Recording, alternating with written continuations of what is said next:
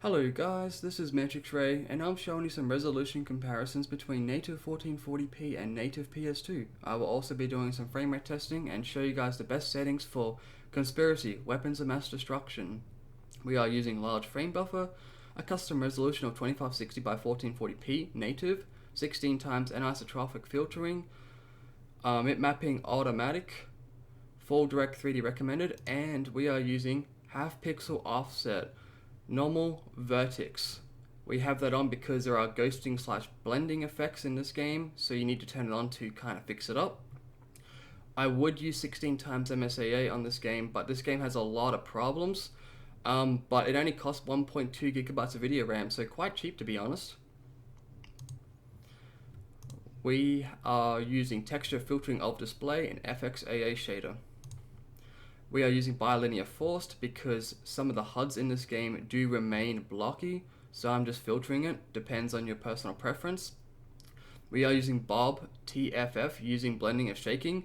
Now this game has a very strange interlacing problem. You have to turn this specific one on, or otherwise you're going to have some you're going to have some blurry smudged effects on your screen, so slash interlacing problems. We are using Direct 3D 11 as well, and yep, this is the settings I would recommend for this game, even though this game is extremely broken. I will get into that very soon.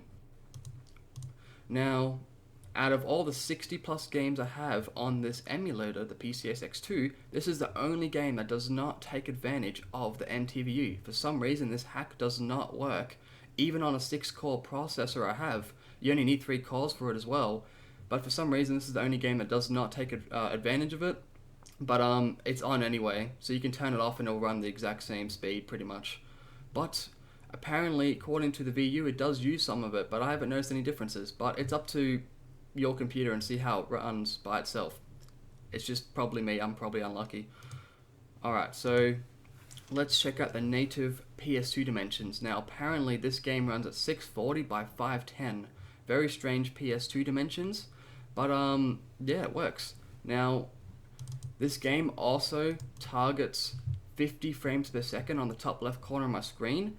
Now I am running the PAL version. Apparently there's no NTSC version, never got released or something like that, so this is the internal frame rate we're running at 50 frames per second. Now as you see, there are screen shaking.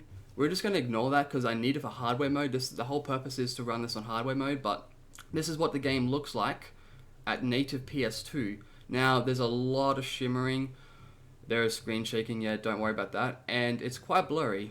Now the texture filtering for software mode is like bilinear, maybe trilinear, looks like more of a bilinear to me. Now that's what software mode looks like at native PS2. Now as you see, the game is running some full speed. Now keep in mind, this is the first level of the game. All the other levels in the game run complete garbage.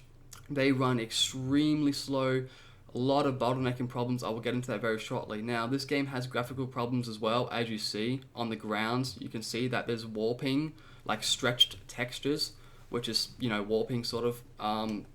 The warping problem I'm having right now, I cannot find a fix for this, unfortunately, but it is unnoticeable once you play the game.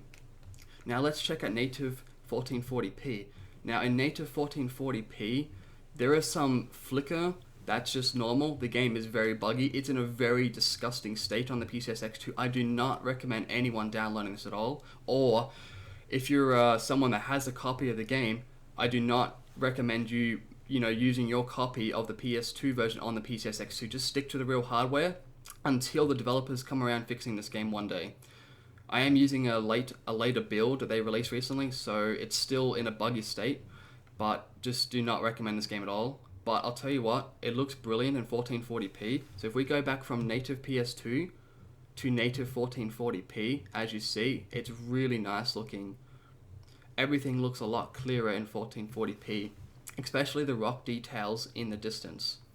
Now, I do have the 16 times anisotropic filtering enabled, and yes, it does work to an extent. So most of the time it can work, maybe all the time. Sometimes it can be a little bit deceiving. There is a little bit of shimmering right at the end there, but I'm not sure if that's the lack of pixel count density. But at the time being of recording this is 16 times and it's working at this case. Now, let's just run over here real quick. Now the frame rate does hold up quite well. Now for the later levels, if you are deciding to play this game on the PCSX2, getting shot at, I'll just pause the game, you're going to have a GS problem. Now see, I'm already at 60+%. Every other level in the game maxes out to 100%. I do have a 3.33 gigahertz clocked CPU. You need recommended 4+ gigahertz or more, as I said, just to run the other levels, or otherwise you're going to have a lot of slowdown. So I don't know what this game's problem is, but it unfortunately is in a bad state, but it looks beautiful at this resolution. So but that's pretty much about it. Thank you guys for watching. See you later.